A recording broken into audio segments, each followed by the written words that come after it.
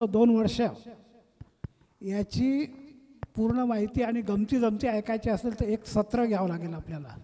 एक सत्रामध्ये खूप गमती जमती आहे महाविद्यालयाच्या परवानगीच्या, कसे प्रोफेसर आणलेत, कसं आणलं, व्हाईस चान्सलरकडनं परवानगी घेतली आपण तर कमिटी लावायची.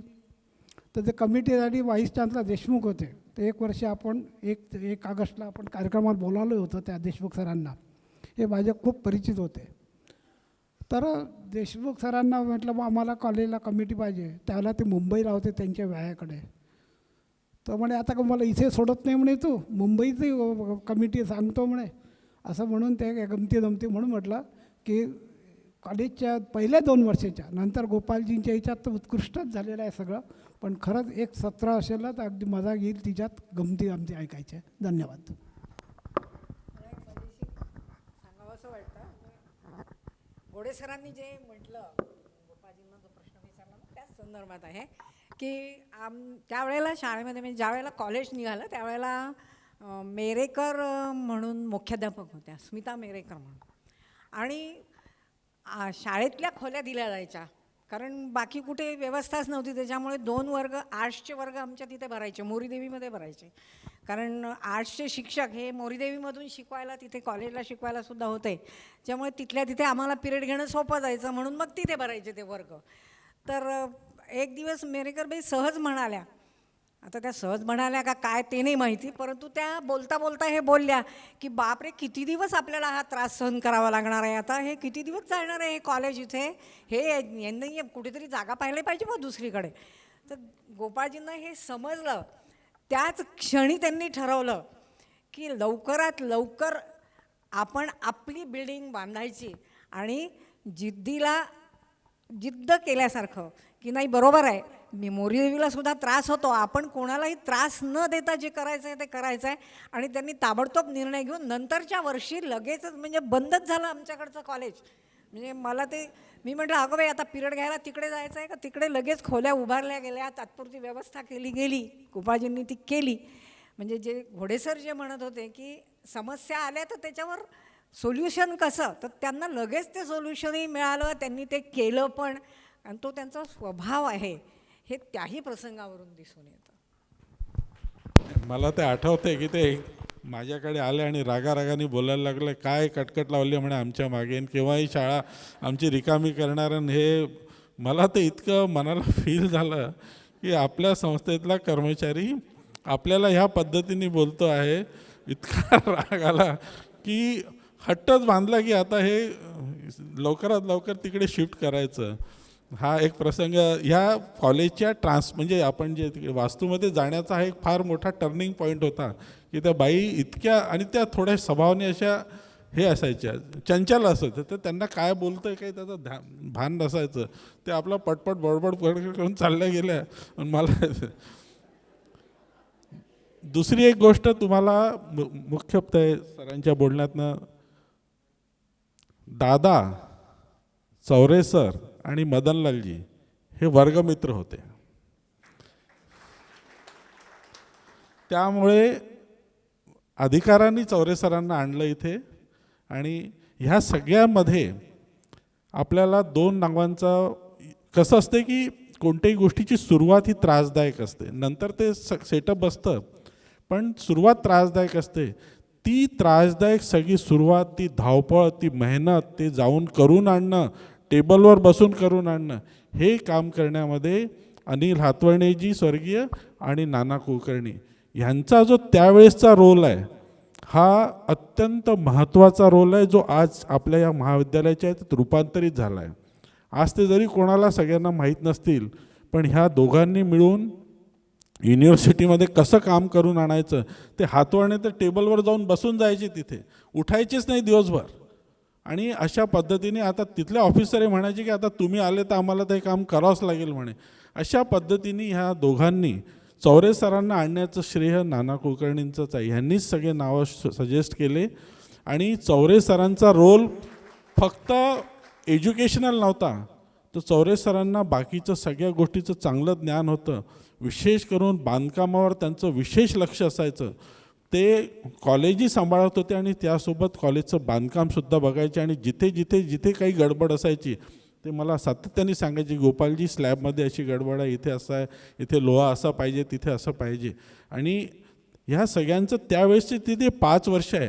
ते कसं आहे की एखादा माणूस कसा आहे जीवनात जेमतेम त्याला नोकरी लागते आणि त्याच्या जीवनातले स्वप्न पूर्ण व्हायला सुरुवात होते. त्याला नोकरी लागली, जोपर्यंत पैसा येत नव्हता त्याचे स्वप्न हे राहायचे.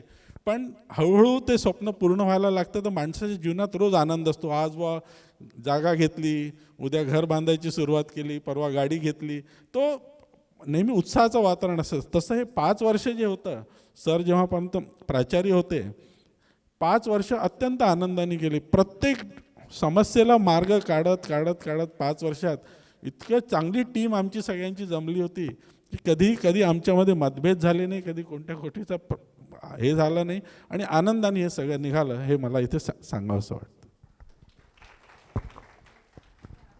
इतकी मेहनत घेतली ना, म्हणून अनिल हातवळणे ना, आता ते आज आपल्यात नाही आहेत, परंतु त्या नावाने त्यांची स्मृती आजही आहे. दादा देशपांडे अनिल हातवळणेंना भीष्म पितामह म्हणत असत. हे आमचे भीष्म पितामह आहेत.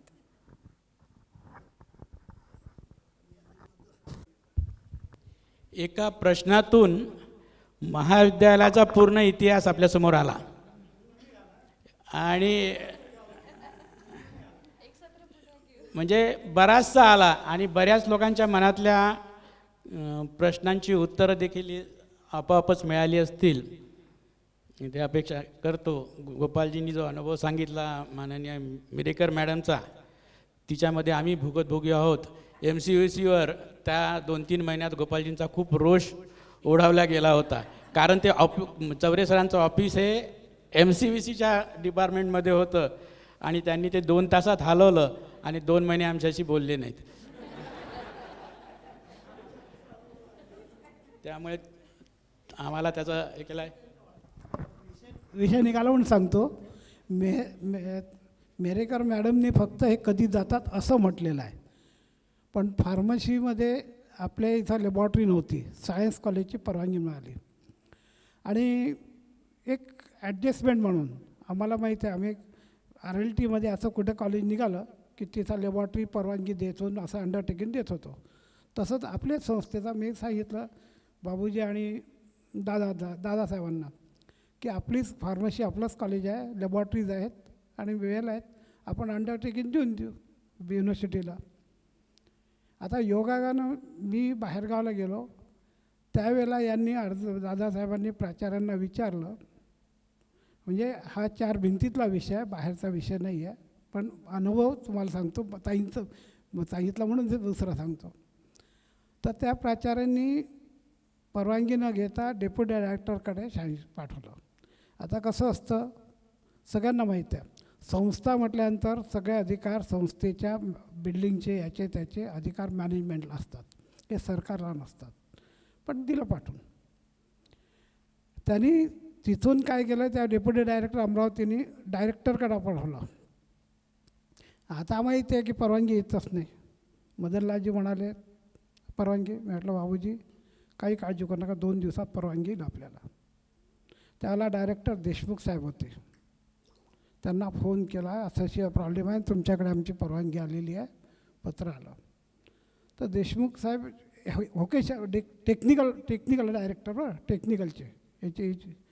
तर त्यांनी असं करा म्हणे, तू माणूस पाठवून दे. तर मी अतुल आयचित म्हणून त्यांना पुण्याला टेक्निकलला पाठवलं. पुण्याला पाठवल्यानंतर त्यावेळेला योगायोगानं त्यांना अर्जंट कोकणात दौऱ्यावर जायचं काम पडलं. ते दौऱ्यात गेले तर हा पुण्याला गेला म्हणे, वा साहेब नाही यायचं. मग त्यांना संपर्क करून म्हटलं कुठे गेले काय गेले माहिती घे. माहिती घेतल्यानंतर त्यांना मग आम्ही तिथं थोडासा संपर्क घेऊन फोन केला. मी म्हटलं वा पुण्याला माणूस आला. अरे म्हणे त्याला इथं पाठवून दे ना म्हणे कोकणात. आणि तिथून त्यांच्या PA गोखले म्हणून PA होते टेक्निकल बोर्डामध्ये.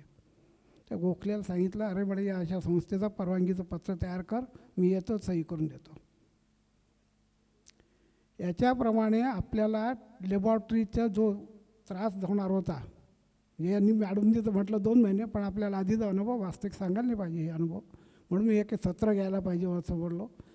तर ते आपण परवानगी आल्यानंतर प्राचार्यांना कॉपी आली. प्राचार्य म्हणे आम्हाला कॉपी मिळाली नाही, मग त्यावेळेला एक कॉपी माझ्या खिशात होती, त्यांना मी दाखवली. म्हटलं आम्हाला परवानगीची तुम्हाला इन्व्हर्ट झालेली आहे, परवानगी इन्व्हर्ट झाली आहे, तुमच्याकडे पत्र आलं आहे, तुम्ही नाही आहे. तर त्यानंतर मग ते आपल्याला तिथल्या लॅबॉरेटरी वापरायला मिळाल्यात. म्हणजे असे हे सुद्धा म्हणून मी सांगितलं की 17 असे गमतीचे दारूच गमती आहेत.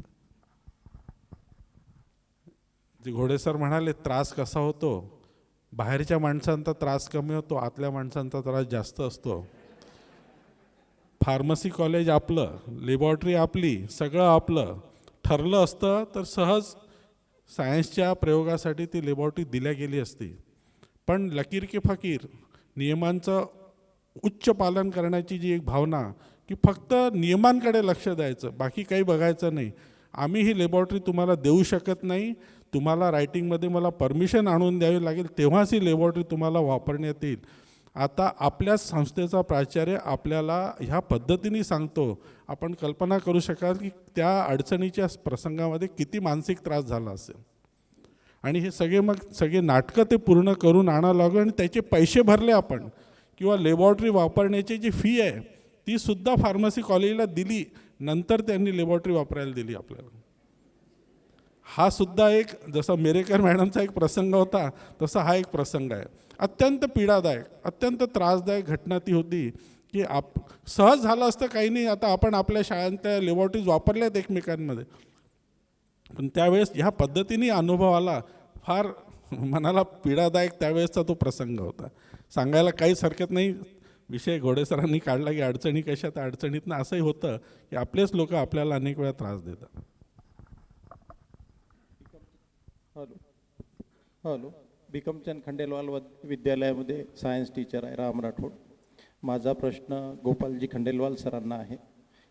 1998 पासून सरांचा शिक्षकांची प्रत्यक्ष संबंध येत आहेत. ते शिक्षक असो, शिक्षिका असो, सिनियर कॉलेजचे असो, हायस्कूलचे असो, प्राथमिकचे असो, जवळून पाहतात.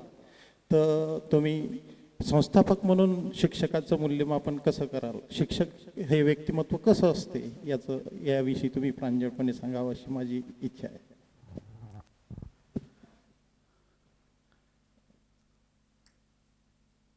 कोई भी संस्था चलानी हो तो स्टाफ अच्छा होना चाहिए, ये एक मन में भावना थी. पर संस्था चलाते समय उस समय का अनुभव कुछ और था. उस समय कुछ क्राइटेरिया ऐसे थे जो अपने मन को ठीक नहीं लगते थे. लेकिन उस समय मैं भी नया था संस्था में, और बाकी दादा साहब, बाबूजी, ये सब पुराने लोग थे. तो टीचर्स का सिलेक्शन करते समय काफ़ी संघर्ष हो जाता था. यानी कई बार बहुत नाराज़ी हो जाती थी कि कैसे टीचर्स अपन लेने चाहिए इस विषय में. पर क्राइटेरियाज भी ऐसे थे कि वो किसी के परिचय का है तो उसे ले लिया जाए, वो संघ का स्वयंसेवक है इसलिए ले लिया जाए, उसका पति गुजर गया उसको नौकरी देना है उसको ले लिया जाए. ऐसे क्राइटेरिया के अंदर उस समय कुछ अपॉइंटमेंट्स होती थी और जो मन को नहीं पटती थी. और टीचर ये विद्यार्थी को खड़ा करने वाला एक ऐसा घटक है कि वो व्यक्ति अगर अच्छा रहे तो अपन अपनी संस्था में बहुत कुछ परिवर्तन ला सकते. मन में विश्वास था. ये थोड़ा सा समझाते समझाते मुझे 2007-08 तक थोड़ा सा संघर्ष करना पड़ा, सबके मन में विषय लाना पड़ा कि भाई नहीं, हम ऐसे परिचय किसी के रिकमेंडेशन पे कोई टीचर लगाना ये अपने लिए अच्छी बात नहीं है. और फिर धीरे धीरे धीरे धीरे वैसे 7 अपॉइंटमेंट है, 5 अपॉइंटमेंट है, तो वह 3 हमारी लगा ले, 2 तेरे मन से लगा ले, ऐसा करके हमने किया. फिर उसमें अनुभव ऐसा आया कि जो टीचर्स अपन ने लगाए वो काफ़ी अच्छे थे और उनके वजह से स्कूल का ग्राफ बढ़ते गया. फिर बाद में दादा साहब के ख्याल में आ गया कि गोपाल का जो विचार है वो सही है, सही दृष्टिकोण में है. फिर उन्होंने बाद में बोल दिया कि वो बाद में मेरे से पूछते थे, गोपाल ये ऐसे ऐसे कैंडिडेट पहचान के है, लेकिन तू देख ले तेरे क्राइटेरिया में बैठते कि नहीं, तू अगर बोलेगा तो हम इसको करेंगे, नहीं तो हम इसको कमिटमेंट नहीं करेंगे. ऐसा करके फिर 2007-08 साल से अपन ने फिर जो टीचर्स का सिलेक्शन किया वो ऑन मेरिट किया. कोई परिचय नहीं रखा, किसी के रिकमेंडेशन पे नहीं। अपने को केंद्रीय मंत्री नितिन जी गडकरी से लेके सबके फ़ोन आते थे, गोपीनाथ जी के फ़ोन आते थे, खासदार संजय जी के फ़ोन आते थे, लेकिन अपन ने किसी की भी भावना का ख्याल नहीं किया। अपन ने एक ही देखा कि अपन स्कूल के खुर्ची पे बैठे हैं, तो बच्चों का विकास अगर कोई करेगा तो टीचर ही कर सकता, और वो टीचर अगर एनर्जेटिक है, वो अगर विजनरी है, तो ही वो बच्चों में परिवर्तन ला सकता। इस बात को ध्यान में रख के फिर अपन ने जितने टीचर्स के सिलेक्शन हुए बाद में, वो सब अपन ने मेरिट पर लिए, उनकी गुणवत्ता पे लिए। और मुझे आज सार्थ अभिमान इस बात का है कि ये 12-13 साल में जो भी अपना स्टाफ लगा है, रियली अपने स्कूल की असेट बना है। आज उनके वजह से अपने स्कूल की बहुत उन्नति, ये मैं अनुभूति करता हूँ।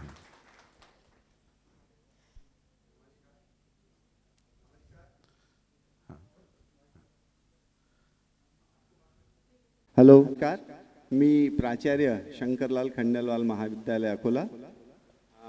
मैं दोनों लैंग्वेज में बात करूंगा ताकि अतिथिगण और सबको समझे.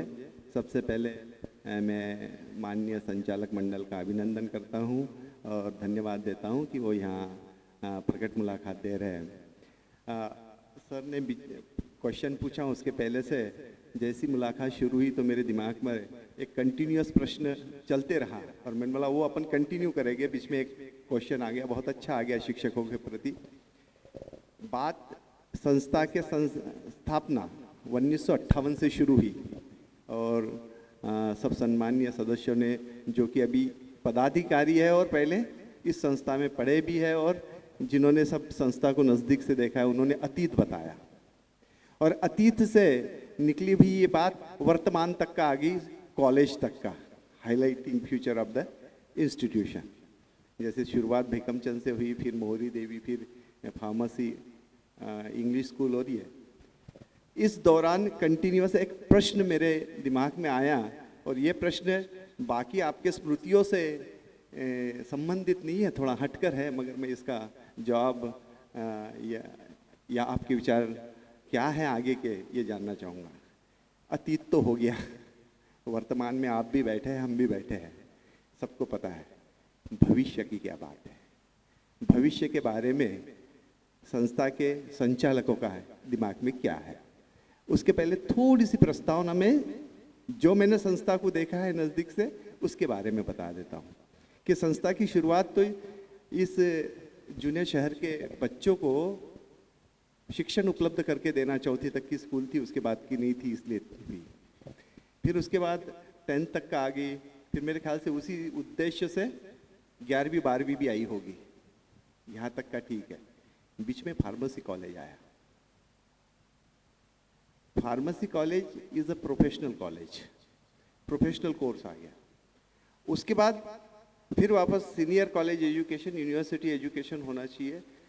फिर इधर के लोगों को उधर जाना मुश्किल होता है, लड़कियां ज़्यादा हैं, तो सीनियर कॉलेज लाने की बात हुई और सीनियर कॉलेज आ गया. अब हायर एजुकेशन में होने के हिसाब से हरदम पर्सपेक्टिव प्लान बहुत दिमाग में होता है, आगे क्या करना है, आगे क्या करना है, आगे क्या करना है. और मेरे ख्याल से कई बार संस्था चालकों के साथ बैठने के बाद इंजीनियरिंग कॉलेज की और ऐसे प्योर प्रोफेशनल कॉलेजेस की भी कई बात हुई.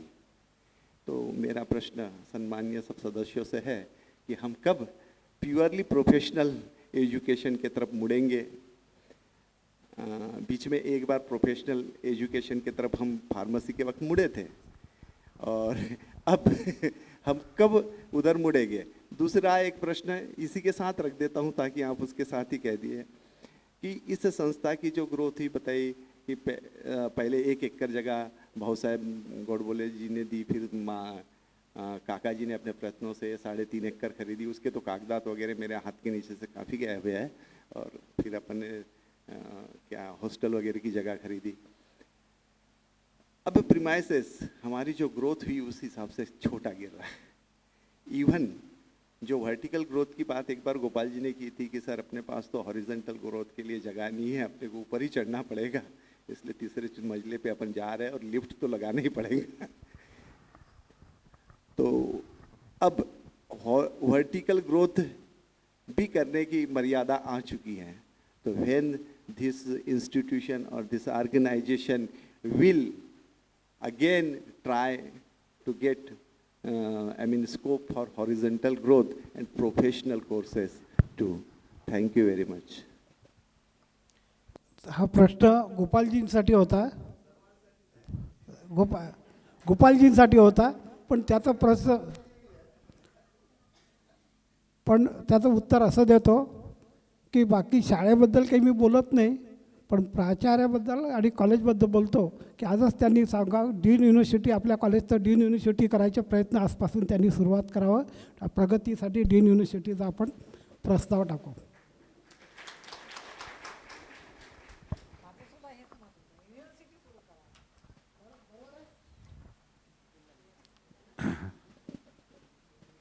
एजुकेशन इंस्टीट्यूट का अनुभव जो है इतने वर्षों का, वो ऐसा है कि संस्थाएं अपने विचारों पे नहीं चलती. अपन ने सोचा कि इसको रोक लो, ब्रेक मार दो, ऐसा कभी होता नहीं, क्योंकि ये बच्चों के भविष्य से जुड़ा हुआ मिशन है. तो बच्चों को जैसे जैसे आने वाले समय में अपॉर्चुनिटीज़ की आवश्यकता है, संस्था को उस दृष्टि से अपने कदम बढ़ाने ही पड़ते हैं. मेरी लाख इच्छा हो कि नहीं हो तो भी कुछ नहीं होता. तो हम लोग हमेशा एक बात बोलते हैं कि संस्थाएं ये व्यक्ति पर नहीं चला करती और नहीं चलनी चाहिए. व्यक्ति ये बहुत महत्व का घटक संस्थाओं में नहीं हो सकता. संस्था ये सिस्टम पर चलना चाहिए. उसकी एक धोरणात्मक, उसकी एक प्रणाली होनी चाहिए, उसके निर्णय करने की एक दिशा होनी चाहिए, उसको कार्य करने के लिए जो उद्देश्य है उस उद्देश्य के प्रति उसमें समर्पितता चाहिए. वो संस्थाएं कभी भी कोई व्यक्ति के साथ आती भी नहीं, जाती भी नहीं और ख़त्म भी नहीं होती. हम शायद उसी रास्ते पे अपने आप को बदलना, रास्ते पे ले जाने का पूरा हमारा प्रयास है कि व्यक्ति ये महत्व का घटक नहीं है. हमको, मैं आप सभी टीचर्स को भी इसी बात का आग्रह करूँगा कि हम लोग व्यक्तिगत बहुत इम्पोर्टेंस देते हैं अपने आप को. ये बहुत गलत है. जहाँ हम टीम में काम करते हैं वो टीम एफर्ट होता है, न कि कोई व्यक्ति का एफर्ट होता है. इसलिए हमको आने वाले समय में सिस्टम पे काम करना है. हमारे ध्येय, धोरण, हमारा रास्ता, हमारा मार्ग अगर सही रहा तो हम हॉरिजॉन्टल ग्रोथ भी बहुत कर सकते हैं, होने वाली है. संस्थाएं कोई व्यक्ति के साथ ख़त्म होने वाली नहीं है. आज कई लोग उस समय जो थे वो आज नहीं है, लेकिन हमारी संस्था उन्नति कर रही है. आने वाले समय में और भी नई टीम जुड़ेगी, और भी नए अच्छे लोग आएंगे, वो भी अपने तरीके से इसको आगे ले जाएंगे. इसमें कोई डाउट रखने की ज़रूरत नहीं है. आज के समय में थोड़ा सा अपन इसलिए रुके हुए हैं कि जिस प्रकार की टीम अपने को चाहिए सामने साथ में काम करने के लिए, वो कई बार मिलती नहीं है. उसमें थोड़ा सा अपना संघर्ष हो जाता है कि वो व्यक्ति अपनी संस्थाओं के उद्देश्य को नहीं समझता और वो आने वाले समय में अपने स्वार्थ के लिए काम कर ले तो थोड़ा सा प्रॉब्लम होता है. क्योंकि संस्था के किसी भी संचालक का पर्सनल कोई भी यहाँ पर हित नहीं है. इसलिए थोड़ा सा समय और ये देखते हैं. और थोड़ी गवर्नमेंट की कंडीशंस जो हैं वो इतनी कड़क हो गई है, इतनी ज़्यादा स्ट्रांग हो गई कि वो सारी पूर्ति करने में ही आदमी की एनर्जी ख़त्म हो जाती.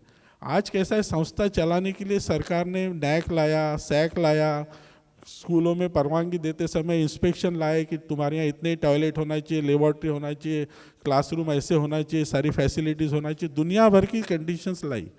और वो उसके लिए आग्रह करते. आज अभी मेरे ख्याल से यहाँ मैडम लोग बैठे हैं, स्कूल के घोड़े सर बैठे, वो सब ऑनलाइन कर दिया. ये सारी फैसिलिटी है कि नहीं, ये सारी चीज़ें है कि नहीं, ये सारी चीज़ें है कि नहीं. उसके ऊपर स्कूल का ग्रेडेशन वो कंप्यूटर ही अपने को बताता है. लेकिन ये सब करने के लिए सरकार ने, शासन ने एक भी ऐसा रास्ता नहीं बताया कि आप इसको खड़ा करने के लिए ये रास्ता अपना सकते हैं. ये सबसे बड़ा लैकुना आज अपने एजुकेशन सिस्टम में है कि आप आग्रह तो सारी चीज़ें कर रहे हैं, लेकिन आप न फंड रेजिंग के लिए कोई रास्ता बताती है सरकार, न कोई आपको मान्य करती है. आप कोई भी तरीके से फंड रेज करो, वो आपके ऊपर प्रश्न खड़ा होता ही है. तो ये जो सारी सिस्टम है, इसमें कहीं ना कहीं थोड़ा सा सुधारने की बहुत आवश्यकता है. संस्थाएं तो बहुत अच्छी खड़ी की जा सकती, बहुत अच्छा चलाया जा सकता, एजुकेशन सेक्टर बहुत इम्पॉर्टेंट है, लेकिन शासन के धोरण इतने खतरनाक, इतने खराब है कि आपको दूसरी साइड तो कहीं बताते ही नहीं हो कि कैसे खड़ा करना है इसको. और फिर अपन कोई रास्ते से खड़ा करो तो 10 लोगों के मन में 10 प्रश्न खड़े होते कि भाई ऐसा कैसा किया। तो इसके ऊपर थोड़ा सा हमको अपनी संस्था के द्वारा अपन थोड़ा पत्र व्यवहार करके, फीस आप बच्चों से ले नहीं सकते, डोनेशन आप ले नहीं सकते, किसी प्रकार का फंड रेजिंग आप कर नहीं सकते, तो फिर संस्था कैसी खड़े होगी। ये थोड़ा सा, और कोई व्यक्ति, एक व्यक्ति, आज खर्चा इतना महंगा है कि कोई संस्था खड़ी करना इतना इजी जॉब नहीं है। तो ये थोड़ा सा हमको इस पे अपन प्रयास करेंगे। अभी जैसे जैसे शासन से पत्र व्यवहार करके थोड़ा सा दूसरा रास्ता भी खुलना चाहिए, कुछ तो भी मार्गदर्शन तत्व पर होना चाहिए कि आप ऐसा ऐसा इस तरह से आप डेवलपमेंट के लिए थोड़ा पैसा ले सकते हैं। ये थोड़ा सा हमको आगे देखना पड़ेगा। आपल्या संस्थेमध्ये अतिशय पारदर्शिता आहे, त्या अनुषंगाने आपल्या संस्था चालकाची मुलगी मनालीच आता गोपालजींना प्रश्न विचारू इच्छिते। Good morning everyone, my self Manali Gupta. मैं प्रश्न नहीं पूछने वाली हूँ, जैसे सब शेयर कर रहे थे अपने एक्सपीरियंसेस।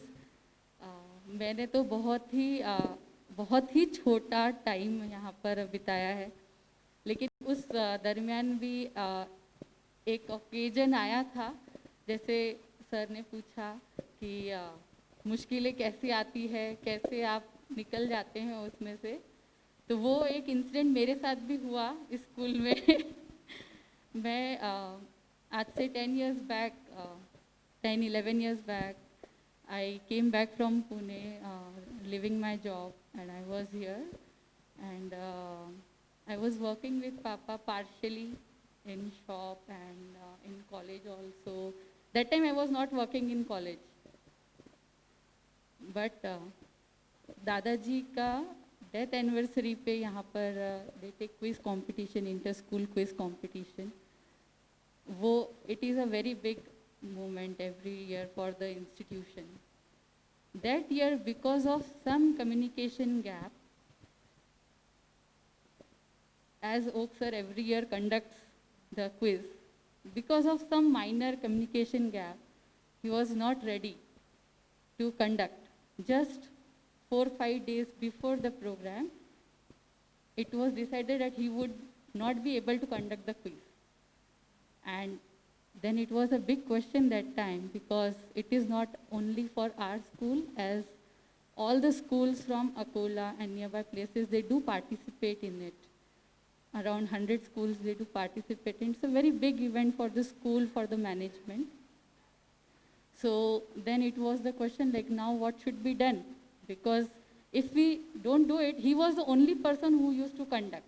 और उनके एब्सेंस में कोई ऐसा तब था ही नहीं कि अब ये क्विज होगा कैसे, क्या करना है।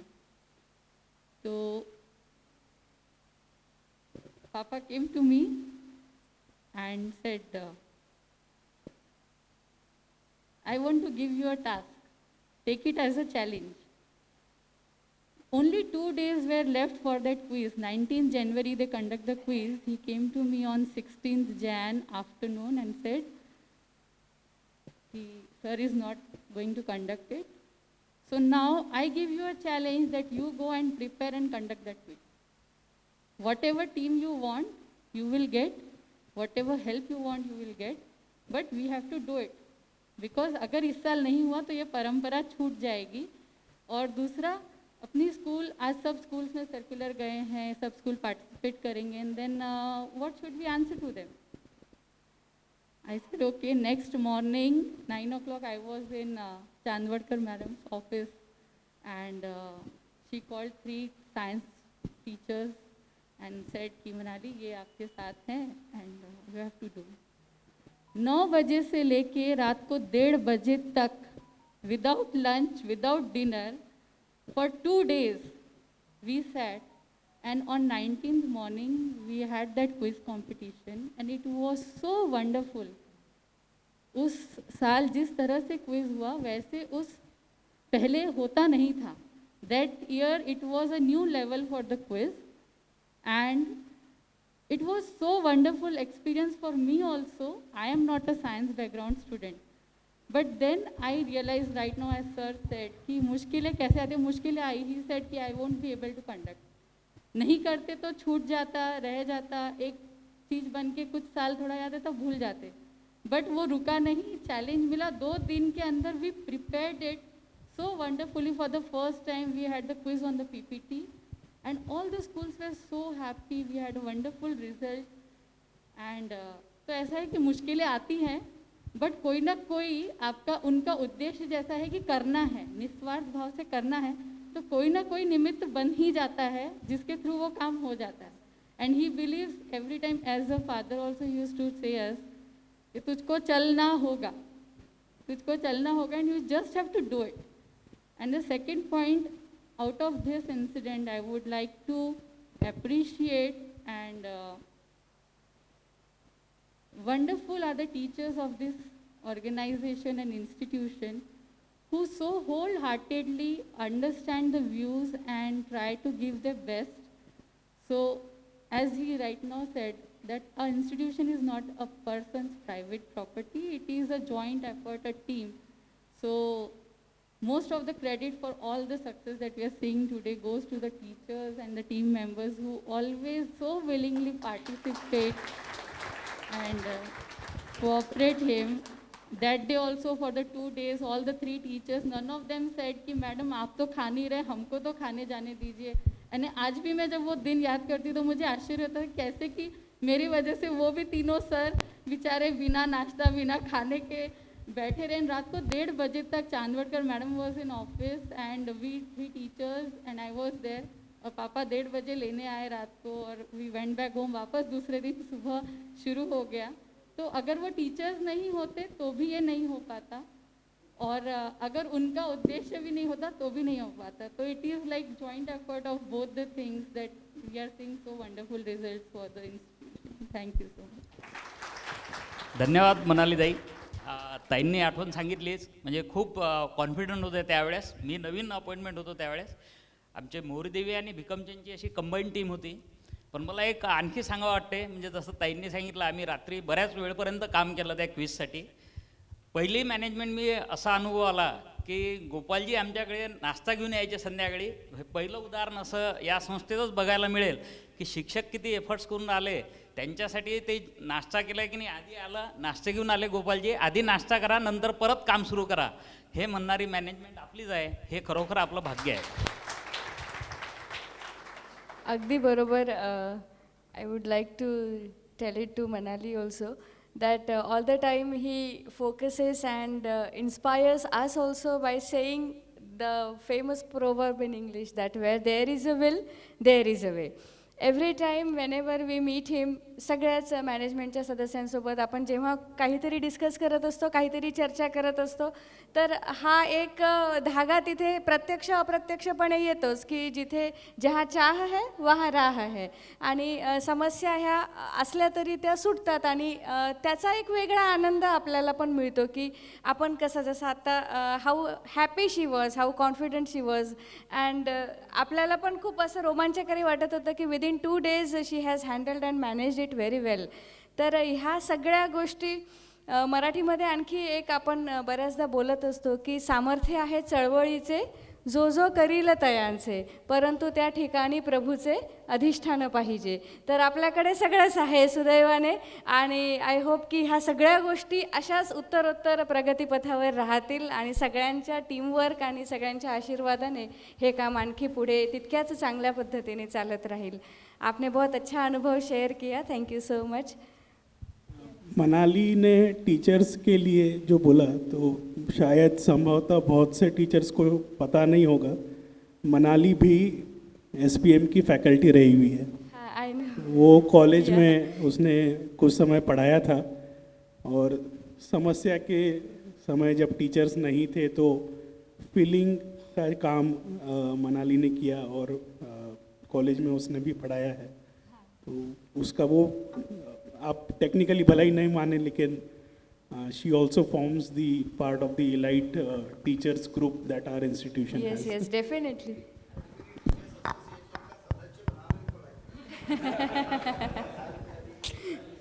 मी या ठिकाणी आमच्या संस्थेतल्या टीचिंग नॉन टीचिंग सर्व स्टाफचं पुन्हा एकदा कौतुक करते जे मनालीने केलं आणि तिने तिचा अनुभव सांगितला की आमचे शिक्षक कसे आहेत.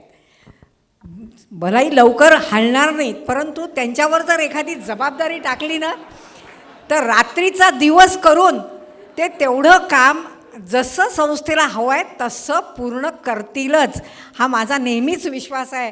आणि आज तो माझा विश्वास मनालीच्या सांगण्यानी अगदी सार्थ ठरला, याचा मला खूप आनंद होतो आहे. एक फक्त थोडंसं मी सांगू इच्छितो. आपण जे काही प्रश्न विचारले त्याच्यातलं खूप चांगला डेटा आपल्या समोर आला. काही डॉक्युमेंटेशन्स मी सध्या जे रिसर्च करत आहे त्याच्यात मला सापडले.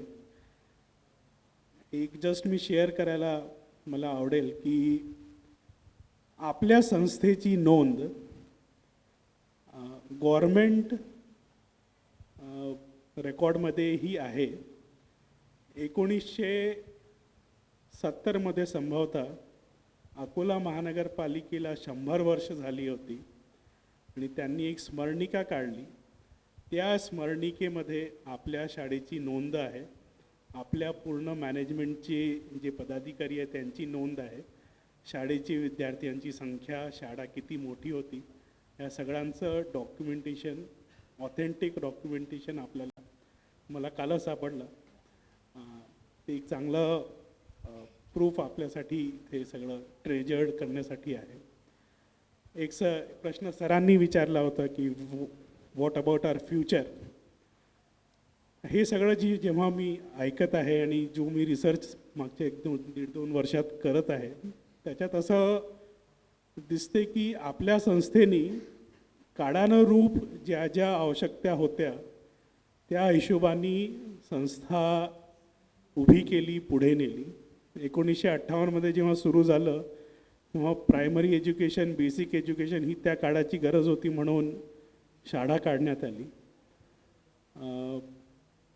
मुलींना विशेष सुविधा मिळाव्या म्हणून स्पेशल शाळा मुलींसाठी काढण्यात आली.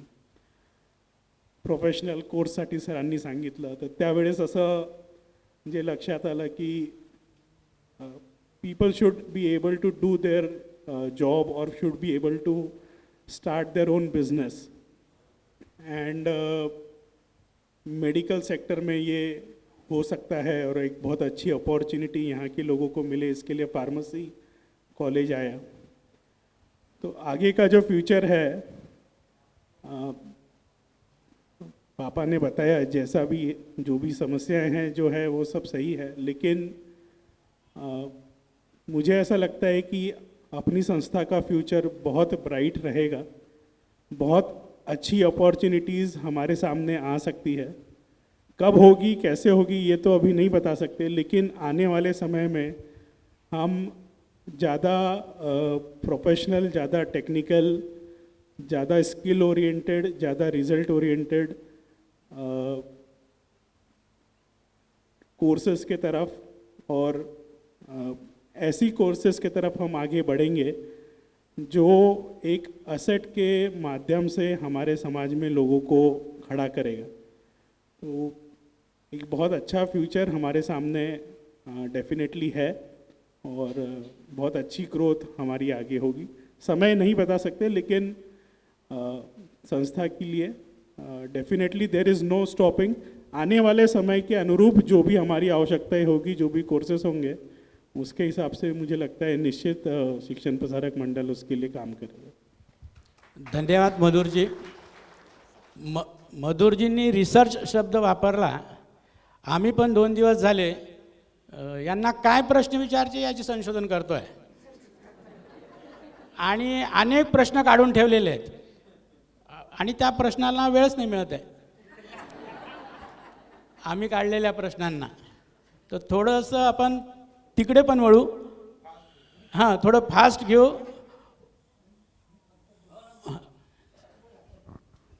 मी फक्त 2 मिनटं घेऊ इच्छितो.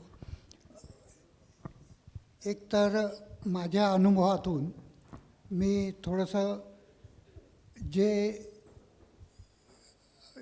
संस्थांचे प्रमुख आहेत, टेक्निकल प्रमुख ज्यांना म्हणतो, म्हणजे हेडमास्टर असो, प्राचार्य असो,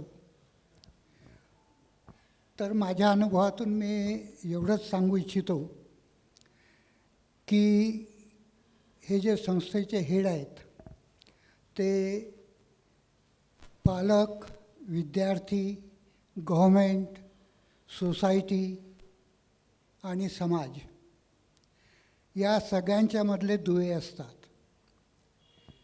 स्टाफवर विश्वास ठेवून जेवढं आपण काम करू शकू तेवढं आपलं काम सोयीचं होतं, व्यवस्थित होतं. हे मी माझ्या अनुभवातून सांगतो.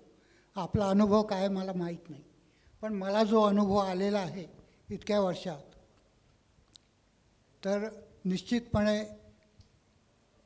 आपण असा दुवा असल्यामुळे, ज्याला आपण एक साम्यभाव म्हणतो, की बाबा समोरच्याचं ऐकून घेणं आणि आपण त्याच्यावर विचार करणं किंवा निर्णय देणं, ही एक महत्त्वाची गोष्ट असते. आणि त्याचबरोबर आपले निर्णय योग्य ठेवणं आणि त्या प्रसंगी मग जरी नाराजी येत असेल तरी त्याला टिकून राहणं, हाही एक महत्त्वाचा भाग असतो. तर हे एवढ्या गोष्टी किंवा हे पथ्य मी म्हणीन, हे जर आजचे जे आहेत ते पुढे येणारे जे असतील ते, या सगळ्यांनी जर एवढं लक्षात घेतलं तर सगळ्यांचं काम अतिशय सुकर होईल. हेही होतं की काही वेळेला आपल्याला पाहिजे ते मिळत नाही, एखाद्या टीचरला जे पाहिजे ते मिळत नसेल, पण याचा अर्थ संस्था रद्दी आहे, मॅनेजमेंट रद्दी आहे किंवा चुकीचंच करते असा भाव ठेवणं हे मला वाटतं बरोबर होणार नाही. काही गोष्टी नियमाला धरून अनेक आपल्या इच्छा असतानाही त्या डावलाव्या लागतात किंवा बंद ठेवाव्या लागतात. तर हाही विचार सगळ्यांनी समोर ठेवला पाहिजे. दुसरं एक फक्त एक कॉलेजबद्दलचं स्मरण मी आपणासमोर मांडू इच्छितो. नागरे सर त्यावेळेला मला वाटतं इन्चार्ज होते कॉलेजचे, प्रिन्सिपॉल म्हणून. ते नागरे म्हणजे आपल्या कॉलेजचे पहिले रेग्युलर अपॉइंटेड टीचर. आपल्या ग्रँटची प्रोसेस चालू झाली पहिल्या वर्षीपासून. 5व्या वर्षी ग्रँट येणार हे आपल्याला समजलं. डायरेक्टर हायर एज्युकेशन जे होते ते एकदा अमरावतीकडून पुण्याला जात असताना आपण त्यांना विनंती केली की आपण आपल्या कॉलेजमध्ये या आणि व्हिजिट द्या. आम्हाला जास्त नको, 15 मिनटं आपले पाहिजेत. आपण निदान कॉलेज पहा जाता जाता. तर त्यांनी हो म्हटलं आणि जे रात्री 8-9 वाजता येणार होते जाता जाता, तर त्या दिवशी त्यांना अक्षरशः 11:30 वाजले अकोल्याला पोचायला. पण त्यानंतरही ते आले. आम्ही 8-10 जणं, गोपालजी, आम्ही सगळे त्या ठिकाणी थांबलो कॉलेजमध्ये. कॉलेजची बिल्डिंग फक्त अर्धा भाग झालेला होता आणि ते आले आणि आल्यानंतर बसून ज्या वेळेला एक राऊंड घेतला त्यांनी आणि बसले.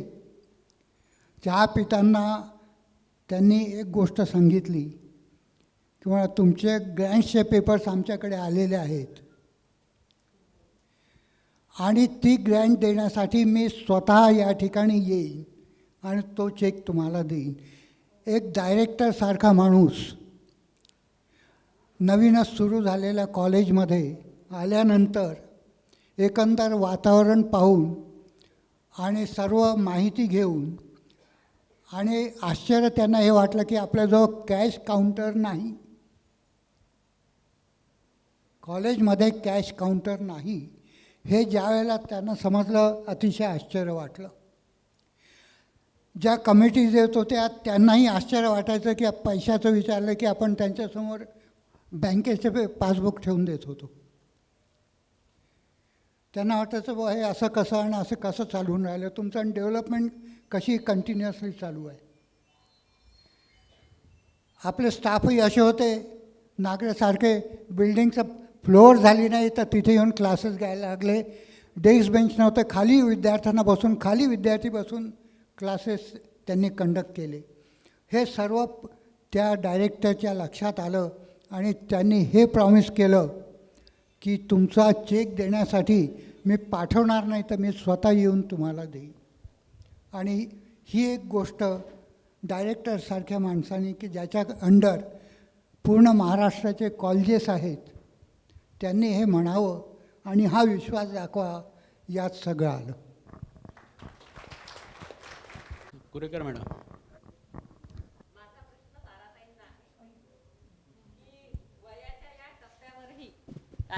प्रत्येक कार्यक्रमाचं सूक्ष्म निरीक्षण त्यांना कसं काय जमते आणि ज्या उत्साहाने ते हे सगळं करतात त्याचं काय गुपित आहे ते त्यांनी आम्हाला सांगावं. म्हणजे इतक्या वर्षात आजचा हा एकमेव कार्यक्रम आम्ही असा बघितला की त्यांचीच मुलाखत असल्यामुळे त्या नियोजनात नव्हत्या. नाही तर प्रत्येक नियोजनामध्ये फुल टाईम त्या हजर असतात.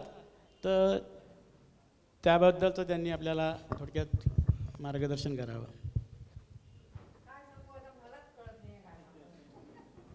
प्रश्नच असा आहे, माझं स्वतःचं हे मत आहे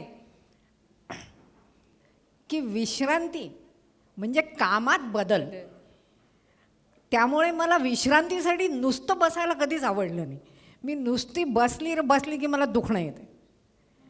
म्हणून मी सतत कामात राहते आणि ते काम कोणाचंही असो, कुठलंही असो, म्हणजे त्या ठिकाणी मी माझ्या पदाचा किंवा कशाचाच विचार करत नाही. मला म्हणतात घरचे सगळेजण की तुझं पद काय, तू करते काय, तू जाते कुठे. पण मी म्हटलं नाही, मला काम करायला आवडतं. मग शाळेत कुठलाही कार्यक्रम असला तरी मी दिवस रात्र तिथेच राहीन, प्रत्येकाला विचारीन काय झालं आहे ते.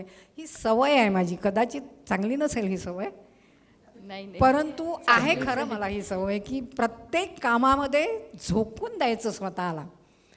आणि त्यामुळेच कदाचित माझी तब्येत आजही खूप चांगली राहिली असावी. मला कुठलंही दुखणं नाही. याचं कारणही कदाचित हेच असेल की मी सतत कामात असते. त्याच्यामुळे डोक्यात विचार कोणतेच येत नाहीत, फक्त कामाचेच विचार डोक्यात असतात. कोणी काय केलं, कोणी काय म्हटलं, कोण कोणाला काय म्हणतं, रिकामे उद्योग मला कधी सुचतच नाहीत. कारण कुठलं ना कुठल्या तरी कामाचा विषय माझ्या डोक्यामध्ये असतो. मला आठवतं सुवर्ण जयंती महोत्सव ज्या वेळेला झाला त्यावेळेला ते 8 दिवस, म्हणजे ते 8 दिवस तर सोडा, ते 8 दिवस तर उपक्रमांचेच होते. परंतु त्याच्यासाठी आधी महिनाभर मी सकाळी एकदा शाळेत आली की रात्री 10 वाजेपर्यंत मी इथेच असायची. की घरचे लोक म्हणायचे मला की तुम्ही असं करा, तुम्ही शाळेतच राहायला जा, आम्ही तिथेच डबा पाठवतो तुम्हाला. असे घरचे लोक म्हणायचे. माझ्या सुनबाईच मला म्हणायच्या की तुम्ही घरात तर थांबतच नाही कधी, तुमचं सतत शाळेतच लक्ष असतं. पण माझ्या डोळ्यासमोर फक्त एवढंच होतं की सुवर्ण महोत्सव हा अप्रतिम झाला पाहिजे, आगळा वेगळा झाला पाहिजे.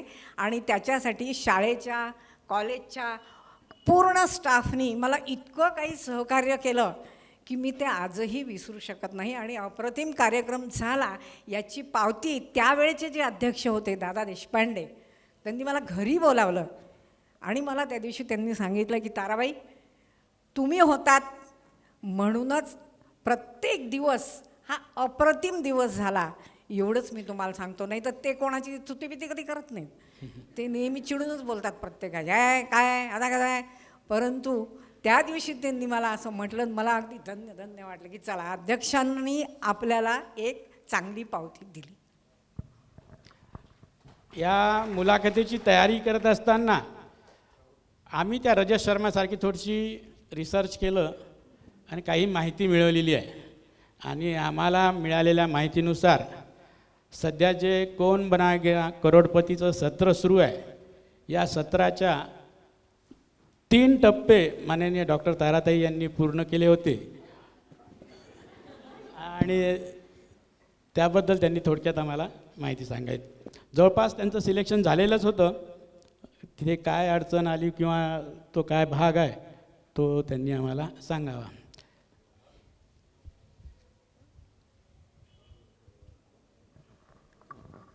ते खरं म्हणजे सगळं गमतीत झालं. रात्री कोण म्हणे का करोडपती पाहायचं, त्याच्यामध्ये एक प्रश्न यायचा, त्या प्रश्नाचं उत्तर टाकायचं मोबाईलवर.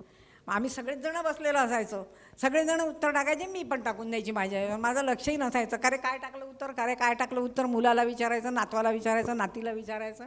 त्यांनी सांगितलेलं उत्तर आपणही टाकून द्यायचं. आणि आश्चर्याची गोष्ट म्हणजे मला एक दिवस फोन आला की कौन बनेगा करोडपतीमध्ये तुमचं सिलेक्शन झालेलं आहे आणि तुम्हाला प्रश्नांना उत्तरं द्यायची. माहीत नाही त्या प्रश्नांची उत्तरंसुद्धा कशी दिल्या गेली, तेही सगळी बरोबर आली. पुढच्या फेरीमध्ये सिलेक्शन झालं, तिसऱ्या फेरीमध्ये माझं सिलेक्शन झालं. आणि मग मी इतकी घाबरली, अरे बापरे, म्हटलं मी कुठे जाणार आहे त्या करोडपतीमध्ये. पण तरीसुद्धा सगळी उत्तरं दिली मी. त्या सगळ्या कालावधीमध्ये मला माझ्या मुलाची, माझ्या सुनेची आणि माझ्या नातवंडांची खूप मदत झाली. आणि त्यावेळेला माझ्या लक्षात आलं की आपलं सामान्य ज्ञान किती तोकडं आहे. म्हणजे कौन बनेगा करोडपतीचा प्रयत्न करताना मला ही जाणीव झाली की मी जे आज समजते की मी आता एवढी झाली आहे, 70च्या पुढे गेली आहे, म्हणजे मला सगळं काही येतं, तेव्हा माझ्या लक्षात आलं की मला काहीही येत नाही आणि मी शून्य आहे. त्यामुळे मी पुन्हा एकदा सगळं काही शिकायला हवं आहे. आणि म्हणूनच मी सगळ्या कार्यक्रमांमध्ये येते, काम कसं करतात सगळेजण हे पाहते आणि प्रत्येक ठिकाणाहून काहीतरी नवीन नवीन शिकत असते. गोपाळजींचे विचार ऐकून तर मला नेहमीच काहीतरी नवीन शिकायला मिळतं. आणि मला असं वाटतं, अरे आपल्या मनात हा विचार कधीच आला नाही, आपल्याला असं कधीच वाटलं नाही. त्याचप्रमाणे मला आता या ठिकाणी रेखाताईंचा सुद्धा उल्लेख करावा असा वाटतो. गोपाळजी मला नेहमी म्हणतात की ह्या आमच्या संस्थेच्या लक्ष्मी आहेत, लक्ष्मी बसली आहे अध्यक्षपदावर म्हणून आपल्याला काही कमी पडत नाही. परंतु खरी लक्ष्मी तर रेखाताई आहेत. गोपाळजी एवढे रात्रंदिवस संस्थेला देऊ शकतात, याचं कारण काय आहे तुम्हाला कोणाला माहिती नसेल, पण मला माहिती आहे. याचं कारण आहे रेखा. ती सतत हसतमुखानी आनंदाने 24 तास स्वतःच्या घरामध्ये उभी असते. रात्री 11 वाजता त्यांच्याकडे जा तुम्ही, तुमचं अतिशय छान तिथे स्वागत होईल. गोपाळजींनी काहीही सांगो ते हसतमुखाने करत असते. म्हणजे या संस्थेमध्ये आज गोपाळजींनी जी काही इतकी प्रगती केलेली आहे, इतकी सुंदर ही संस्था केलेली आहे, त्याचं श्रेय त्यांच्यापेक्षाही जास्त त्यांच्या पत्नीला मी देईन. की जेव्हा एखाद्या पुरुषामागे एखादी स्त्री ठामपणे उभी राहते, फक्त ठामपणे नाही तर हसतमुखाने उभी राहते, कसलेही प्रश्न विचारत नाही, कसलीही माहिती नसते, आपण केव्हाही तिला म्हणावं रेखाताई, का हो रेखाताई तुम्हाला माहीत नाही का आज तुमच्याकडे असं, नाही बा मला तर कोणी काही सांगतच नाही. आणि हे सुद्धा ती हसत हसत बोलत असते, कधी तिला कशाचं वाईट वाटत नाही. मी नेहमी हे ॲप्रिशिएट करते की खरोखरच रेखाची धन्य आहे की तिच्यामुळे आज गोपाळजी समाजामध्ये इतकं मोठं काम करू शकतायत. हे सगळं श्रेय रेखाताईंना आहे.